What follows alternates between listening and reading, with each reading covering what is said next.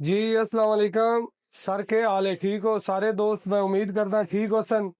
Sir जी आज दी video तुहानू दिखाने मटन चनौटी सुनने दी रेसिपी। ठीक है, मुकम्मल मतलब तैयार करन तक, ठीक है, एंड तक। ठीक है, उस तो बाद सर जी चुल्हे नग लाने ऑयल जेड़ा सर जी ना वो तकरीबन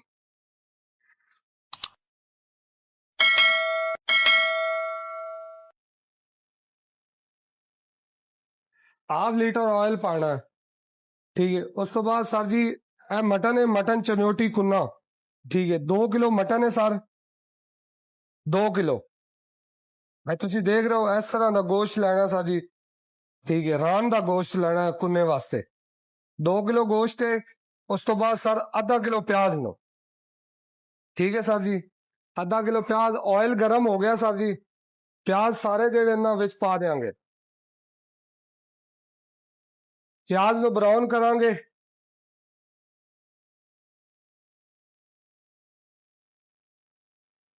अच्छा सर जी देख रहे हो प्याज जेड़ा है ना ब्राउन होना तकरीबन स्टार्ट हो गया। ठीक है सर, प्याज फुल ब्राउन करना है।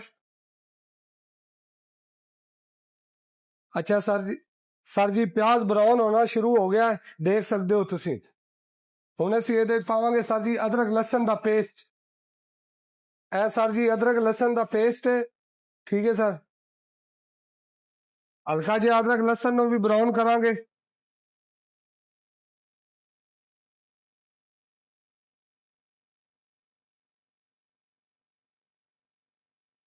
देख रहे हो सर जी अदरक लहसुन भी ब्राउन हो रहा है।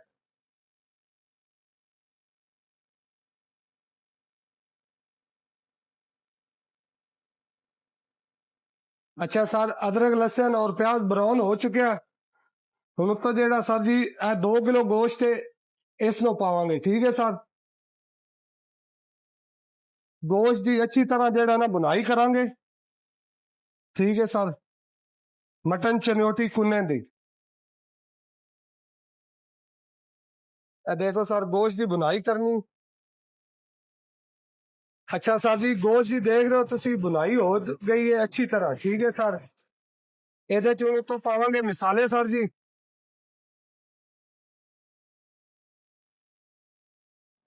सर जी नमक, नमक सर, लाल मिर्च पाउडर, क्रश धनिया, क्रश जीरा,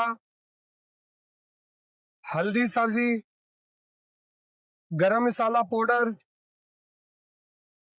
है मिसालन सर जी।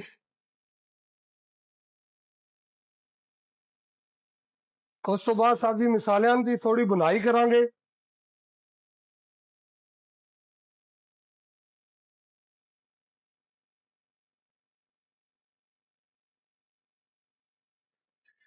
ऐसा जी मिसाले अच्छी तरह जेड़ा ना बुनाई हो गए। ठीक है, देख रहे हो गोश्त का कलर भी चेंज हो गया सर, देखिए सर जी। अच्छा सर जी हूँ साढ़े कोल जेड़ा ना यखनी है। ठीक है सर, यखनी ऐसे सर जी डब्बा जेड़ा ना सर 1 kg का है। ये 2 किलो जेड़ा ना यखनी पावांगे ਇਹਦੇ ਚ। ਇਹ यखनी मटन दी है सर।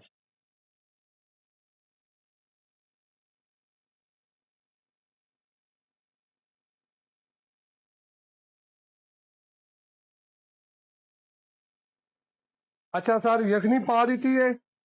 ठीक है, हूँ उबाला आन का जेड़ा ना सर जी इंतजार करांगे। उस तो बाद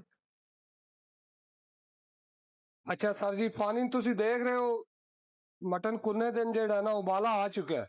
ਹੁਣ ਅਸੀਂ सर जी उतो पावांगे लेमन और थोड़ा जिहा दही। लेमन के अंदर ही जेड़ा ना सर दही मिक्स किया हुआ है। 2 लेमन थोड़ा जिहा दही है।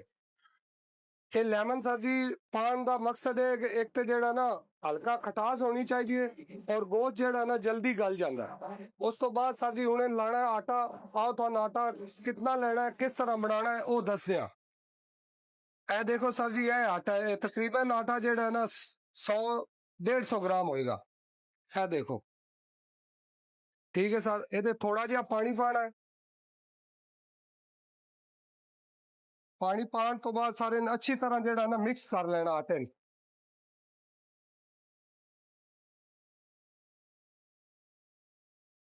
ਆਟਾ ਮਿਕਸ ਹੋ ਗਿਆ ਸਰ ਜੀ, ਤੁਸੀਂ ਦੇਖ ਰਹੇ ਹੋ। ਹੁਣ ਅਸੀਂ ਮਟਨ ਕੁੰਨੇ ਨੂੰ ਲਾਵਾਂਗੇ ਆਟਾ।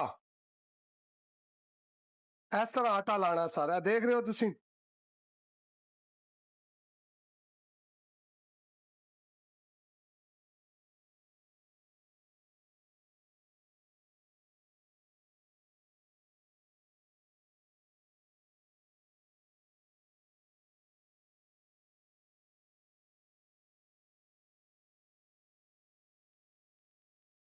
अच्छा सर आटा लग गया, देखो इसी तरह ही होना चाहिए, ज्यादा कुन्ना जेड़ा ना गाढ़ा नहीं होना चाहिए। ठीक है सर। हुण असीं जेड़ा ना तकरीबन 1.25 घंटा जेड़ा ना दम ला देंगे सर जी। 1.25 घंटा दम लावांगे। ए ढकना, ए देखो सर जी चूल्हे दा जेड़ा ना इत्थे रखना, चूल्हा चूल्हा इस तो तेज नहीं होना चाहिए। 1.25 घंटे बाद जेड़ा है इंशाल्लाह फिर चेक कर देंगे। ठीक है सर। अच्छा सर जी ठीक है, 1.25 घंटा हो गया हुण। ठीक है, ਅਸੀਂ ਹੁਣ ਚੈੱਕ ਕਰਦੇ ਹਾਂ ਕਿ ਗੋਸ਼ਤ ਗਲਿਆ ਹੈ, ਕੀ ਪੋਜੀਸ਼ਨ ਹੈ। ਮਾਸ਼ਾਅੱਲਾ ਗੋਸ਼ਤ ਗਲ ਗਿਆ ਸਰ ਜੀ। ਠੀਕ ਹੈ, ਦੇਖ ਰਹੇ ਹੋ ਤੁਸੀਂ। ਇਹ ਦੇਖੋ ਸਰ ਜੀ। ਹੁਣ ਅੱਛਾ ਸਰ ਜੀ ਇਹ ਲਾਵਾਂਗੇ ਤੜਕਾ ਉੱਤੋਂ। ਠੀਕ ਹੈ ਸਰ, ਤੜਕਾ ਲਾਵਾਂਗੇ। ਇਹ ਦੇਖੋ ਸਰ ਜੀ, ਇਹ ਦੇਸੀ घी है, देसी घी है खालिस। ठीक है,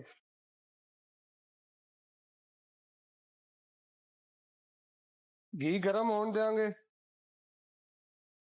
अच्छा सर जी घी गर्म हो गया, ਇਹ ਤੁਸੀਂ ਦੇਖ ਰਹੇ ਹੋ ਤੜਕੇ ਦੇ ਵਿੱਚ ਜਿਹੜਾ ਨਾ ਅਜਵੈਨ, ਜ਼ੀਰਾ, ਸੋਰੀ ਇਹ ਅਜਵੈਨ ਹੈ, ਉਸ ਤੋਂ ਬਾਅਦ ਸਫੈਦ ਜ਼ੀਰਾ। ਠੀਕ ਹੈ ਸਰ, ਤੜਕੇ ਦੇ ਵਿੱਚ ਇਹ ਲਾ ਪਾਵਾਂਗੇ।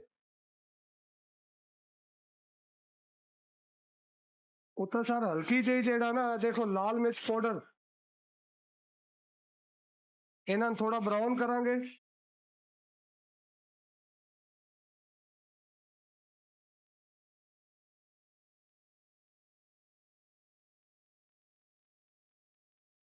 ਬਰਾਊਨ ਕਰਾਂਗੇ ਸਰ ਜੀ। ਇਹ ਤੁਸੀਂ ਦੇਖ ਰਹੇ ਹੋ ਬਰਾਊਨ ਹੋ ਗਿਆ ਜ਼ੀਰਾ ਵੀ ਤੇ ਅਜਵੈਨ ਵੀ। ਠੀਕ ਹੈ ਸਰ, ਇਹ ਸਰ ਜੀ ਕੁੰਨੇ ਦੇ ਵਿੱਚ ਪਾਵਾਂਗੇ। ਇਹ ਦੇਖੋ ਸਰ, ਇਹਨੂੰ ਸਰ 10 ਮਿੰਟ ਜਿਹੜਾ ਨਾ ਇਸ ਤਰ੍ਹਾਂ ਦਮ ਲਗਾ ਰਹੇਗਾ। 10 ਮਿੰਟ ਬਾਅਦ ਇਹਦਾ ਦਮ ਖੋਲਾਂਗੇ। ਸਰ ਜੀ ਤੜਕਾ ਲਾਇਆ 10 ਮਿੰਟ ਹੋ ਗਏ, ਤੜਕੇ ਨੂੰ ਥੋੜਾ ਮਿਕਸ ਕਰਾਂਗੇ ਸਰ। ਇਹ ਦੇਖੋ ਸਰ ਜੀ ਤੜਕਾ ਮਿਕਸ ਹੋ ਗਿਆ। ਠੀਕ ਹੈ ਸਰ, ਹੁਣ ਟੇਸਟ ਕਰਾਂਗੇ ਇਸ ਦਾ ਜਿਹੜਾ ਨਾ ਮਟਨ ਕੁੰਨੇ ਦਾ ਫਾਈਨਲ।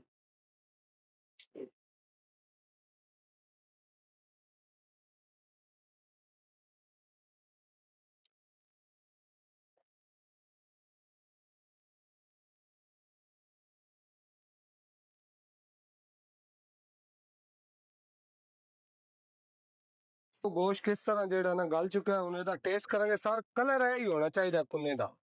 तुसी देख रहे हो सर जी, चेक कर दे।